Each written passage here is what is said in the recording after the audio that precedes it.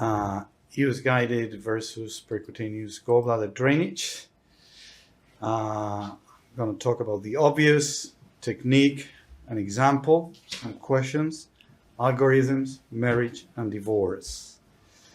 So this is a recent multi-center randomized trial that screened more than 600 patients. Those who were non-operative candidates were randomized to gallbladder drainage in blue here for a visual analog scale of pain, percutaneous cholecystostomy, and the immediate outcome is on the day of drainage, and the following day and 24 hours later, patients drained by EUS had a significantly lower pain score, but we are not concerned about the short term. The 30-day adverse event rate was 13 versus 47%, and the 1-year adverse event was 25 versus 78%. And this is in line with an older,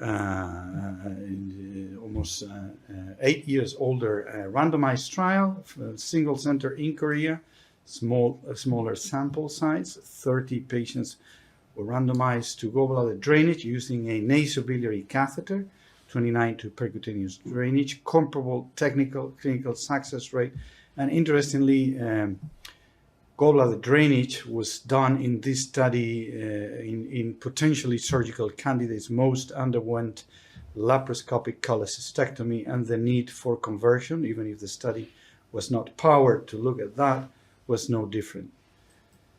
So many wise people convened under the leadership of Schalk van der Merwe recently and came up with this recommendation that is coming from those trials and other evidence that EUS-guided gallbladder drainage should be preferred in high surgical risk patients over percutaneous drainage, although both modalities are effective in treating high surgical risk patients requiring drainage. So, having said that, what is the evidence, the obvious evidence, the technique? This is a case report from our institution. Let's cut it short. So this is a 93-year-old coming on Saturday evening. He has a past medical history, several comorbidities, severe biliary sepsis, and on ultrasound, distended gallbladder, thickened gallbladder wall, dilated common bile duct, because he was jaundiced and he was deemed not a candidate for surgery. The on-call endoscopies was called for ERCP, and then it happened to be me. I felt the patient's abdomen. He was severe pain on palpation. So we do the ERCP. There was obviously a stone, some pus, but then we decided to take a look with EUS. First, we saw there was non-filling of the cystic, and during the same sedation, we see thickened gallbladder wall, distended gallbladder, stones in there. We just go freehand, in this case, to the fundus, that is from the antrum.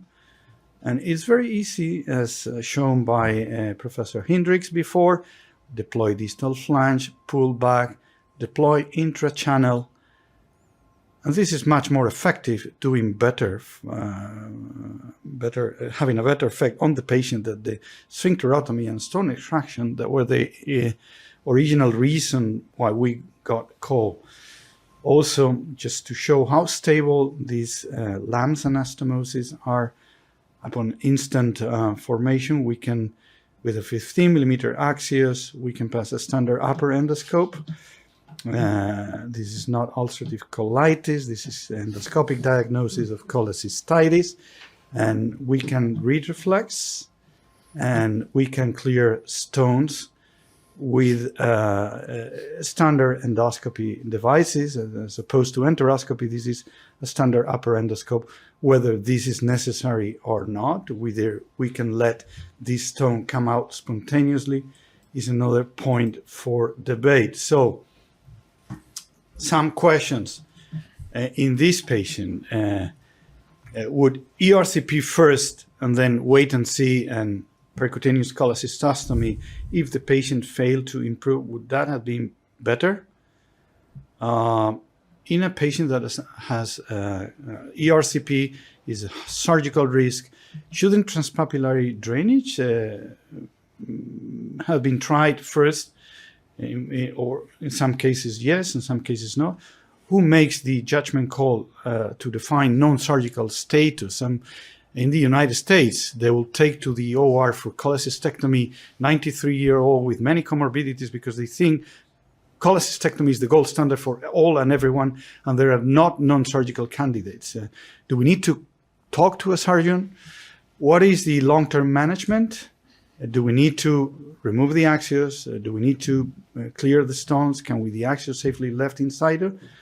And should this patient have been younger, maybe 83-year-old with minor comorbidity, and if we have done Lamb's gallbladder drainage, could have been considered cholecystectomy after Lamb's drainage? And or when we talk about non-functioning pNETs. In fact, functioning are more rare.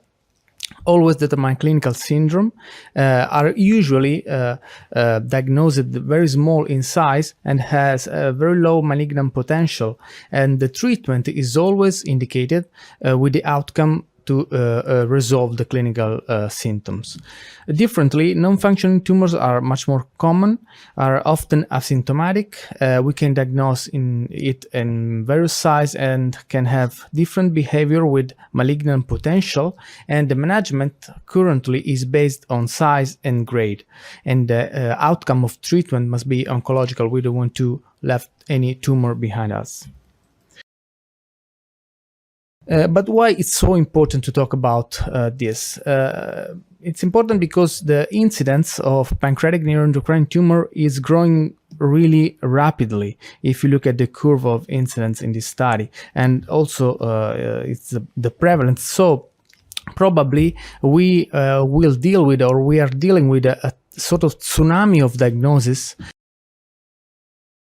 And if we talk about small non-functioning asymptomatic neuroendocrine tumor, we can see from retrospective evidences that the active surveillance can be considered a safe option.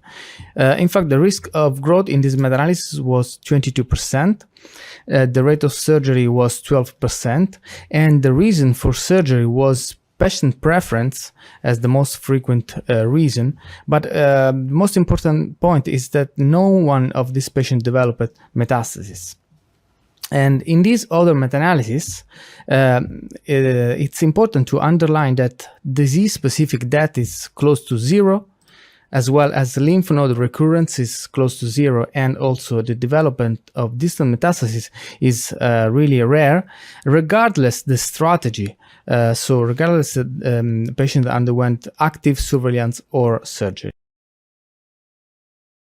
So that is still, if we have more data on showing that RFA is really effective, and we have a very low relapse rate coming close to what we see with surgery, maybe that will change. In the meantime, it's difficult. And mostly long follow-up. That is what we need as oncologists and gastroenterologists. Yeah, we need long-term data for sure.